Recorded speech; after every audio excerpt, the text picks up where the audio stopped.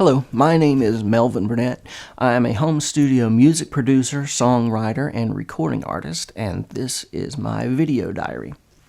So in the last episode, I started talking about a concept that a lot of us may find uncomfortable, and that is evangelism. And so the reason I think that many of us find it so uncomfortable is because the way that we've been taught to think about evangelism is very confrontational, very adversarial. We've been given this dynamic of one person who is a believer, who has authority, who has their dogma right, and it's their job to then speak to the non-believer and correct their dogma and get them to accept certain truth claims and become a believer.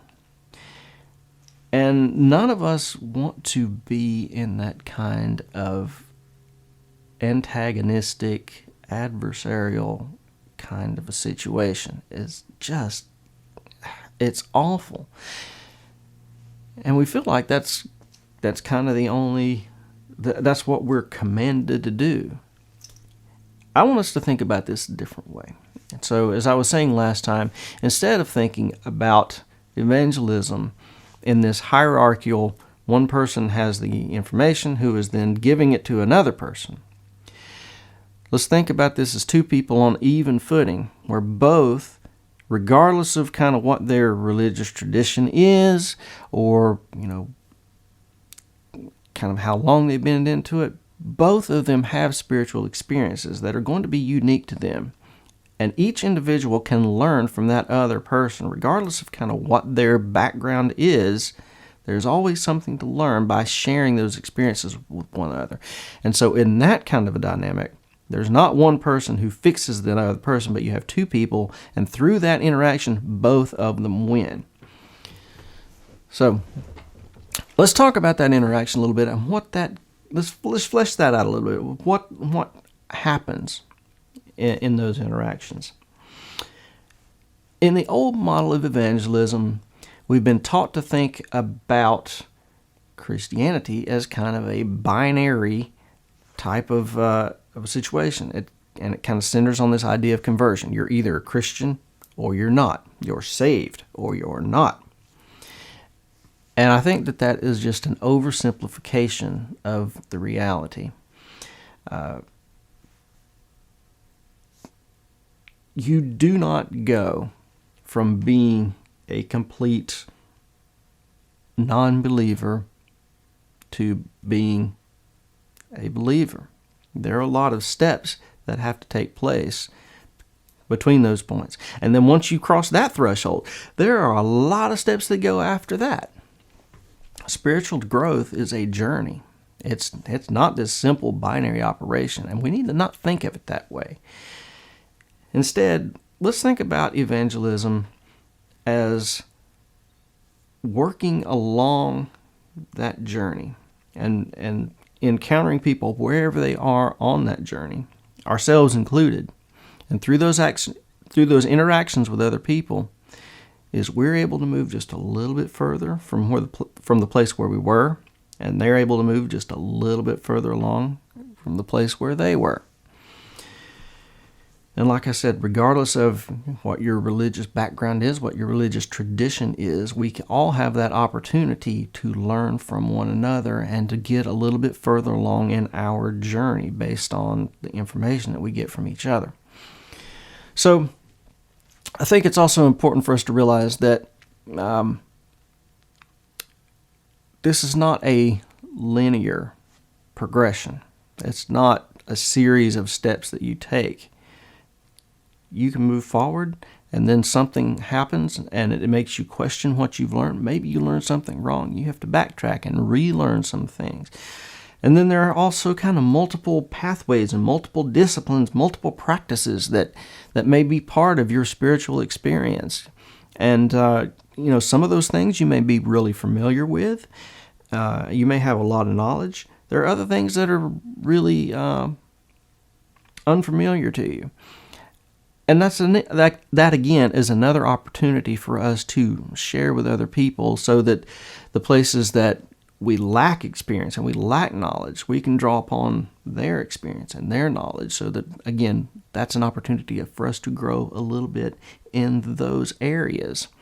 Likewise, where we have more experience and more knowledge, is people who have less can grow and learn from, the experiences and knowledge that we can share with them about the things that we do know more about. But again, this is lots of little tiny steps. It's not all just in one kind of bulk operation of conversion. It's just not that simple. There's just a lot more nuance to that. And I think that gets a lot closer to kind of the biblical model of this, such as there is one. There are kind of three examples I can think of in the Bible of evangelists, and one of those is Philip. Actually, he gets two, but we'll talk about the first one. So when he invites Nathanael to come and to meet Christ, Nathanael's initial reaction is, he's from Nazareth, right? Well, what? No good can come out of Nazareth, right? And Philip says, come and see.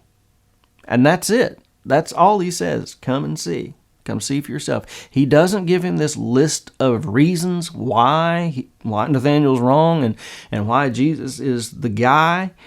He doesn't do that. He doesn't try to correct Nathanael's dogma. There's not an adversarial kind of relationship there. That doesn't happen. He just says, come and see, make your own decision, learn what you can from it. Let's talk about Philip a little bit more. There's the encounter where he encounters the Ethiopian eunuch. And the eunuch is riding along in the chariot, and he's reading a scroll. And in that instance, Philip meets him, and he talks with him, and he prays with him, and the Ethiopian eunuch becomes a believer. But let's look at something else. And I was saying, small moves. That Ethiopian eunuch had heard something about this before he ever encountered Philip. Why? Because he's reading that scroll. Philip didn't give him that scroll. So there are some steps that the Ethiopian eunuch had taken in his own spiritual journey before he ever encountered Philip, and that was what laid the groundwork so that when that encounter took place, he was ready to take that next step. And that wasn't the last step. Again, there are more steps to follow that. And there were steps for Philip that followed that one too. Philip continues to grow after that. Let's look at one more example, and that is where Paul speaks to the scholars in the, I want to say it was the Acropolis, but that doesn't sound right. But at any rate, what was it, Mars Hill? Is that right? I think that may be right. So he goes and he speaks to them. And again, think about the dynamic that's at play there. Is you have this group of people who is already in the midst of a discussion about matters of spirituality.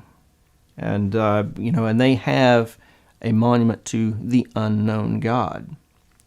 And so when Paul goes and speaks to them, he says, the unknown God that you're referencing here, let me tell you about him. Now again, this is not a cold audience that Paul goes to speak to, is they've already been having this discussion. There's some pre-existing knowledge and an understanding that is in play before Paul ever shows up. And so he is then able to build on what they have already started. He doesn't start from scratch. He goes from where they are and then adds just a little bit more information to what they've already got. And so in that encounter, they have an opportunity to grow. And again, Paul has an opportunity by speaking with all of them to share with their experiences as well. And he has an opportunity to grow as well. That doesn't necessarily that's not necessarily in the story about what happens to Paul after that. But I'm just pointing out that environment is conducive to that kind of interaction. And Paul has that opportunity if he chooses to take it.